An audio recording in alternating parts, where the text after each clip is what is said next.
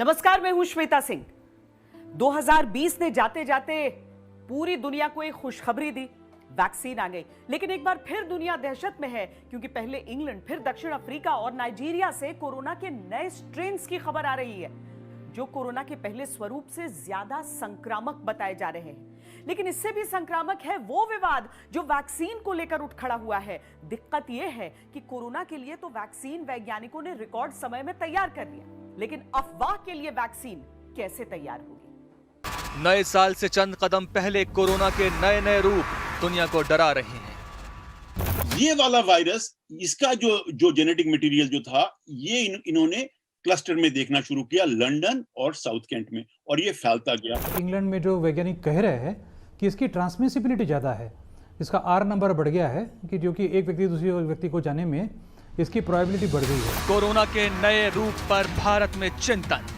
ये जो वायरस का जो नया जो म्यूटेशन हुआ है, हमें ये समझना चाहिए कि कोविड-19 जो वायरस है उसमें म्यूटेशन होते रहते हैं। कुछ हद तक पहले भी म्यूटेशन हुए हैं, लेकिन ये जो म्यूटेशन उन्होंने देखा है जो लंदन और साउथ यूके में, इंग्लैंड में पाया गया है, उन्होंने ये ऑब्जर्व किया कि जहाँ जहाँ पे ये म्यूटेशन हुआ है वहाँ पे केसेस एकदम वहाँ पे बढ़े हैं। तो उनका ये उससे नतीजा निकला कि ये जो म्यूटेशन है ये ज़्यादा इन्फेक्शियस है, ये ज़्यादा जल्दी फैल रहा है, लेकिन वहाँ पे हॉस्पिटल एडमिशंस या सीरियसनेस ऑफ पेशेंट्स नहीं बढ़ा। तो ये उन्होंने इसीलिए हमें ध्यान रखने की ज़रूरत है कि अगर ये म्यूटेशन ऐसा है कि ये वायरस एक व्यक्ति से दूसरे व्यक्ति ज़्यादा जल्दी फैलता है, तो जहाँ भी ये जाएगा वहाँ पे केसेस बढ़ सकते हैं। वैक्सीन के साइड इफेक्ट्स की कल्पनाएं लोगों के मन में तरह तरह के अविश्वास बढ़ा रही हैं। दोनों डोज लेने के बाद मुझे थोड़ा सा फीवरिश या ऐसा बोल सकते हैं कि थोड़ा मुझे बदन का दर्द हुआ, तो उसके लिए हमें पहले ही बताया गया था कि ऐसा इफेक्ट हो सकता है, ये वैक्सीन का इफेक्ट है। Important to remember is that adverse events do occur with drugs or with vaccines. Vaccine effective भी होनी चाहिए, सेफ भी होनी चाहिए और इम्यूनोजेनिक उसका रिस्पांस भी ठीक होना चाहिए। इसमें भारत किसी भी किस्म का कोई कॉम्प्रोमाइज नहीं करता। और अब वैक्सीन के कंटेंट को लेकर विवाद भी एक के बाद एक कई देशों की सीमाएं लांघता जा रहा है। हम ये कहते हैं कि ICMR इस बात पे वजाहत करे कि क्या उसके अंदर सूअर की चर्बी है या नहीं है। वैक्सीन को लेकर दुनिया दो खेमों में बढ़ती जा रही है। एक तरफ वो लोग हैं जो वैक्सीन को जिंदगी की आखिरी उम्मीद की तरह मानते हुए उसका टीका लगवा रहे हैं या अपनी बारी का बेसब्री से इंतजार कर रहे हैं। दूसरी तरफ वो लोग हैं जिनके लिए वैक्सीन में इस्तेमाल होने वाले कुछ तत्व मजहबी मान्यताओं के खिलाफ हैं। अगर ये नाजायज और हराम चीज़ है और ये पक्की बात है, तो मैं तो यही कहूँगा कि नाजायज चीज़ का इस्तेमाल नहीं होना चाहिए, क्योंकि और भी पेथियाँ और भी इलाज मौजूद हैं। वैक्सीन को लेकर फरमान है, वैक्सीन को लेकर फतवे हैं, वैक्सीन को लेकर धमकियां हैं। हुकूमत हिंद से भी हमारी गुजारिश है कि चाइना ने जो वैक्सीन बनाया है, जिसके ताल्लुक से ये है कि उसमें सूअर के अज्जा इस्तेमाल किए गए हैं, उसको हरगिज़ ना। भारत में अभी वैक्सीन आई नहीं है, जनवरी में वैक्सीनेशन शुरू हो सकता है। सरकार ने ऐसा भरोसा दिलाया है, लेकिन उससे पहले विवादों की बैतरणी को पार करना देश के लिए कम बड़ी चुनौती नहीं होगा। पूरी दुनिया बेसब्री से वैक्सीन का इंतजार कर रही है। भारत में वैक्सीनेशन का पूरा खाका तैयार हो चुका है, तैयारियां की जा रही हैं। ऐसे में वैक्सीन को लेकर भ्रम की स्थिति दुर्भाग्यपूर्ण है। ये स्थिति क्यों बनी, ये विवाद आखिर शुरू कहां से हुआ, आपको बताते हैं।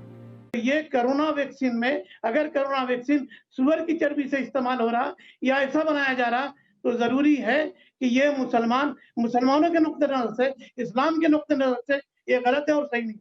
वैक्सीन के विरोध की आवाजें उठी तो दुनिया भर में कोरोना वैक्सीन में पोक जिलेटिन यानी सुअर के अंश के इस्तेमाल की बातें फैलती चली गई। यहाँ तक कि दुनिया के अलग अलग हिस्सों में इस्लामिक मौलवी मौलानाओं और इस्लामिक विद्वानों को सामने आकर वैक्सीन पर अपना पक्ष रखना पड़ा। इंजेक्शन की जरूरत अगर उस मरीज को हो जो बिल्कुल मरने वाला हो और इस इंजेक्शन को लगाने के बगैर वो बच नहीं सकता, तो उस वक्त अगर डॉक्टर सलाह देते हैं कि ये इंजेक्शन लगा लिया जाए, तो उसकी जान बचाने के लिए वो इंजेक्शन लगाना जरूरी है, ताकि उस मरने वाले आदमी की जान बच सके। उस वक्त तो ये इंजेक्शन उसके लिए जायज होगा, लेकिन एक तंदुरुस्त तवाना आदमी उसको लगाए उसके लिए ये जायज नहीं होगा। यूएई की फतवा काउंसिल ने तो पोक जिलेटिन के इस्तेमाल होने पर वैक्सीन के समर्थन में फतवा जारी किया। सरकार विरोध के मोर्चे पर सामने आकर अफवाहों से बचने की अपीलें कर रही है। अभी ये सब इमेजिनरी सिचुएशंस, इमेजिनरी बातें, इमेजिनरी पैनिक, इन सब के अंदर आप अपने आप को मत उलझाइए। आखिर वैक्सीन पर घमासान मचा क्यों है, आइए आपको ये बताते हैं। हुआ ये था कि इंडोनेशिया जैसे बड़े मुस्लिम देश ने चीन से 30 लाख वैक्सीन डोज खरीदे थे, लेकिन वहां की उलेमा काउंसिल ने वैक्सीन के लिए चीन से हलाल सर्टिफिकेट मांग लिया। उलेमाओं को संदेह है कि उसमें पोक एलिमेंट्स का इस्तेमाल किया गया है। इस्लाम में पोक के इस्तेमाल को लेकर बेहद सख्त मनाही है। अगर सूअर की चर्बी वाली कोई शय भी मुसलमान अगर इस्तेमाल करता है तो वो उसके लिए हराम है। इंडोनेशिया से विरोध का बवंडर उठा और मुस्लिम बहुल देश मलेशिया तक पहुंच गया। मलेशिया ने चीन से सिनोवैक और अमेरिका से फाइजर खरीदी है। मलेशिया के बाद वैक्सीन का विरोध बढ़ते बढ़ते भारत में भी आ गया। चीज के अंदर कुरान में हुक्म है, रसूल अल्लाह सल्लल्लाहु अलैहि वसल्लम का हदीस में हुक्म है, जो एक सुअर और उसकी कोई भी पार्टिकल, कोई भी एलिमेंट और इंग्रेडिएंट एक मुसलमान के लिए उसका किसी भी तरह से उसका यूज, उपयोग उसका हराम और अवैध है। मुसलमान उसको नहीं यूज कर सकता, उसका इस्तेमाल नहीं हो सकता।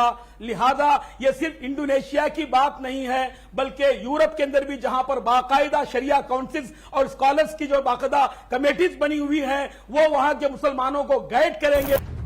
इस बहस में फाइजर, मॉडर्ना और एस्ट्राजेनेका जैसी वैक्सीन बनाने वाली कंपनियों को सामने आना पड़ा और ये कहना पड़ा कि उनकी कोविड वैक्सीन में पोक प्रोडक्ट यानी सुअर के किसी भी अंश का इस्तेमाल नहीं हुआ है। वैक्सीन पर बढ़ता विवाद निश्चित ही परेशानी की बात है, क्योंकि अगर सही समय पर इस विरोध को सही तरह से समझाया नहीं गया तो देश की बड़ी आबादी वैक्सीनेशन की प्रक्रिया से दूर रह जाएगी और तब कोरोना से लड़ना बेहद मुश्किल होता चला जाएगा।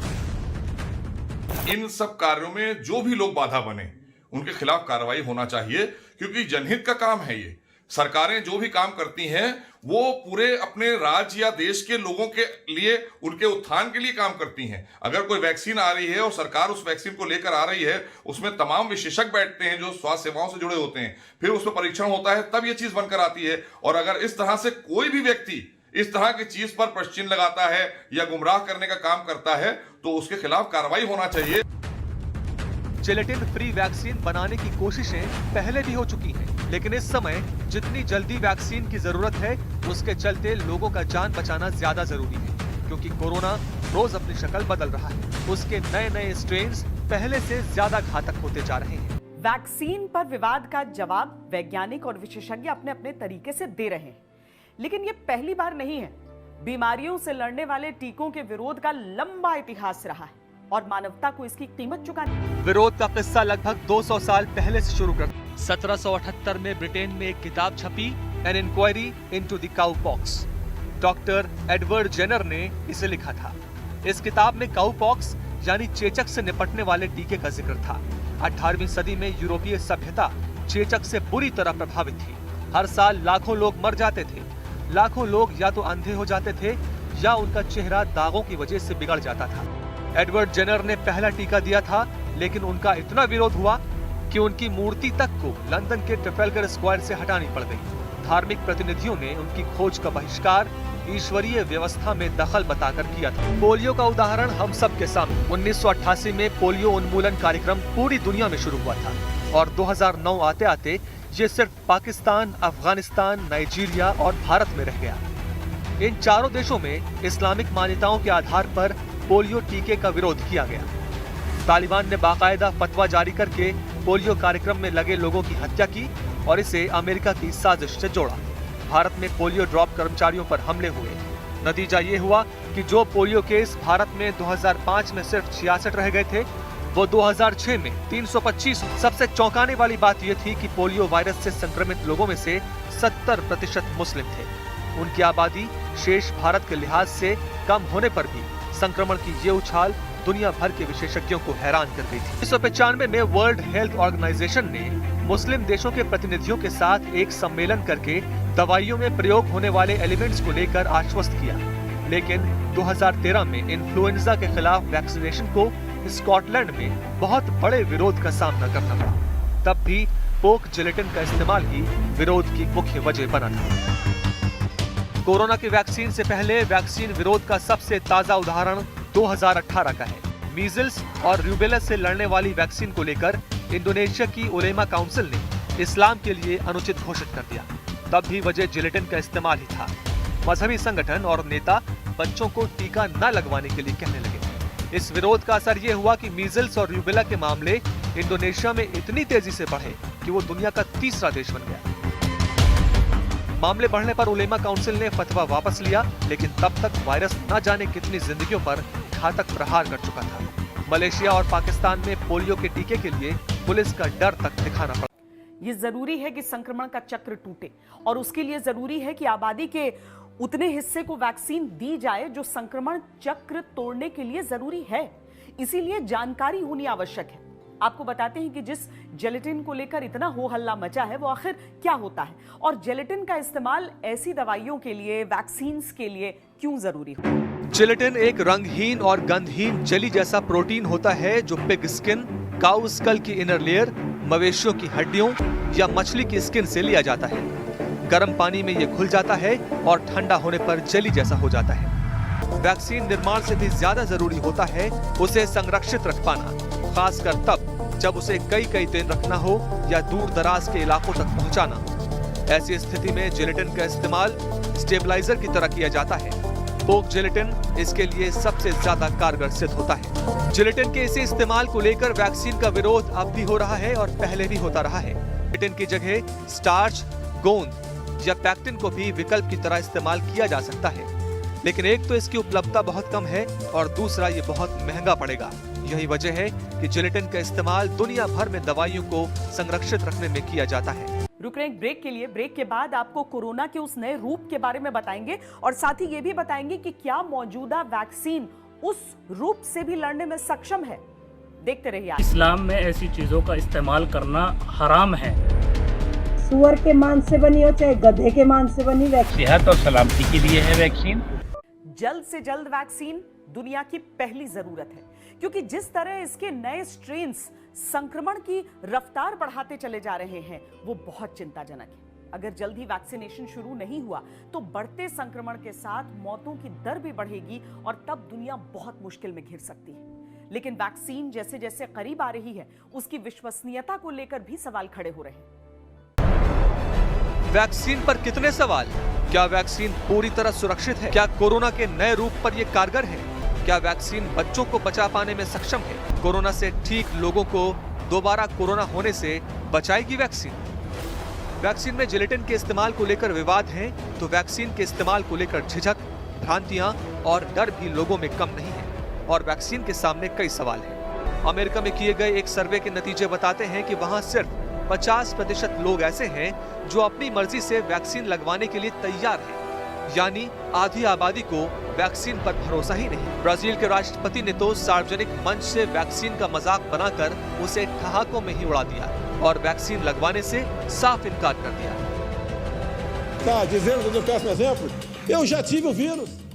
वैक्सीन लगाने से क्या साइड इफेक्ट्स हो सकते हैं मुझे नहीं मालूम। अगर आप मगरमच्छ बन गए या कोई दूसरा जानवर बन गए या आप सुपरमैन बन गए, किसी महिला की दाढ़ी उगाई या कोई पुरुष महिलाओं की तरह बोलने लगा, तो मुझे नहीं मालूम, मेरी जिम्मेदारी नहीं होगी। भारत में वैक्सीन लगवाने को लेकर जब एक सर्वे किया गया, 72% लोगों ने टीकाकरण की जरूरत को बहुत ज्यादा तवज्जो नहीं दी। संक्रमण में गिरावट, मौत की दर बेहद कम और लोगों के मन का ये वहम कि वो कोरोना होने पर भी अपने आप ठीक हो जाएंगे, ये 3 कारण ऐसे पाए गए जिसके चलते बड़ी आबादी टीकाकरण से कतरा रही है। दुनिया भर में बहुत से लोगों के मन में वैक्सीन को लेकर इतना अविश्वास है कि एंटी वैक्सीन ग्रुप्स बनाकर वैक्सीन का विरोध किया जा रहा है। पूरी दुनिया में 17 लाख से ज्यादा लोग कोरोना की मौत मर चुके हैं। करोड़ों लोग संक्रमित हैं, फिर भी वैक्सीन पर यह अविश्वास समझ से बाहर है। एक्सपर्ट्स लगातार अपनी तरफ से लोगों को वैक्सीन के प्रति आश्वस्त करने में जुटे हैं, लेकिन भरोसे की कमी वैक्सीन पर एक विवाद की तरह चिपक गई है। गवर्नमेंट की तरफ से तो वैक्सीन हेजिटेंसी के इश्यूज़ को मैंने जैसा कहा एड्रेस करने के लिए लोगों को शिक्षित करेंगे कि ये आपके भले के लिए है। लेकिन अगर इसके बावजूद भी अगर कोई मान लीजिए दृढ़ निश्चय कर ले कि भाई मेरे को नहीं लगवानी है, तो ज़बरदस्ती तो जो है फिर तो उसको फोर्स तो नहीं किया जा सकता ना। लेकिन हमारा प्रयास ये होगा कि लोगों को सही जानकारी, सही शिक्षा और सब प्रकार से कंटिन्यूसली परसिस्टेंटली उनके साथ हम अपनी बातचीत करते रहे। वैक्सीन की खुशखबरी और संक्रमण पर जीत हासिल करती दुनिया की तस्वीरों के बीच जब कोरोना वायरस ने नए नए रूप में दुनिया को परेशान करना शुरू किया, तब लोगों का आत्मविश्वास हिलना लाजमी था। वैक्सीन पर निर्भरता के साथ उसकी उपयोगिता भी सवालों में घिर गई है। हालांकि डॉक्टरों का कहना है कि मौजूदा वैक्सीन वायरस के नए स्ट्रेन से भी मुकाबला कर पाएगी। आमतौर पर किसी भी वैक्सीन को विकसित होने और उसके असर को समझने के लिए 8 से 10 साल लग जाते हैं, लेकिन कोरोना की वैक्सीन रिकॉर्ड समय में बनी है। ऐसे में लोगों के मन में अपने अपने डर हैं।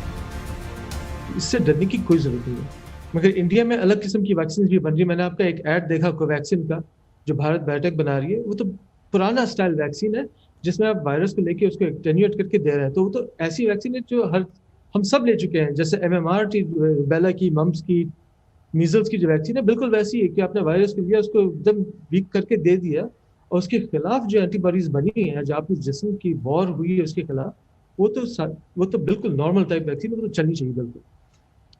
और जो अलग किस्म की वैक्सीन जो अपना सीरम इंस्टीट्यूट बना रहा है एस्ट्राजेनेका के साथ, और जो जैनसन यहाँ पे बना रही है, वो भी ऐसी वैक्सीन हैं जो अलग रूप में अलग बीमारियों के लिए इस्तेमाल कर चुके हैं लोग। एडनोवायरस टाइप, रेबीज के लिए, एबोला के लिए कर चुके हैं, तो ये चलनी चाहिए। ये जो नई वैक्सीन है, ये दे शुड बी बेटर। तो अलग अलग किस्म की वैक्सीन बन रही हैं, और जहां तक हमें नजर आ रहा है, जो ओल्ड स्टाइल वैक्सीन बन रही है, they should be very effective, बहुत चलनी चाहिए। वो जो इंटरमीडिएट टाइप बन रही है, वो भी बहुत चलनी चाहिए। टेस्ट कर चुके हैं लोग, उसके कोई साइड इफेक्ट्स इतने नहीं होने चाहिए, जहां तक हमें अंदाजा है। ब्रिटेन में मिले नए स्ट्रेन्स के कारण लोगों के मन में डर फिर से बढ़ा है। ब्रिटेन में वैक्सीनेशन बड़ी मात्रा में चल भी रहा है, तब वैक्सीन को लेकर संदेह की स्थिति भी बन रही है। 5 लाख से ज्यादा लोगों को वैक्सीनेशन हो चुका है। हमारे हॉस्पिटल्स में भी अभी वैक्सीनेशन हो रहा है। शायद मुझे भी 1-2 वीक के अंदर वैक्सीनेशन ऑफर हो जाएगा। और अभी तक तो ये लग रहा है कि वैक्सीन काम कर रहे हैं। तो यहाँ पे अपटेक ऑफ वैक्सीन भी बहुत अच्छा है। तो इसीलिए कंट्रोल में है सिचुएशन। गवर्नमेंट ने प्रिकॉशन के तरीके के लिए एक टायर 4 लॉकडाउन किया है, ताकि ज्यादा से ज्यादा हॉस्पिटल में लोग न पहुंचे और ओवरवेल्म न हो सिस्टम। पर सिचुएशन कंट्रोल में दिख रहा है। वैक्सीन पर लोगों का विश्वास बढ़ाने के लिए लंदन के कई डॉक्टर्स खुद आगे आकर वैक्सीन लगवा। मैं इज ए लाइव एग्जांपल, मैंने आज ही वैक्सीन लिया है। तो जो लोग सुन रहे हैं वो देखें कि मैं अभी भी बैठा हूं, मैं अभी मरा नहीं हूं, बिल्कुल हेल एंड हार्टी हूं। कोई दिक्कत नहीं है, वैक्सीन लेना चाहिए और सबको लेना चाहिए अगर आपको अपॉर्चुनिटी मिले।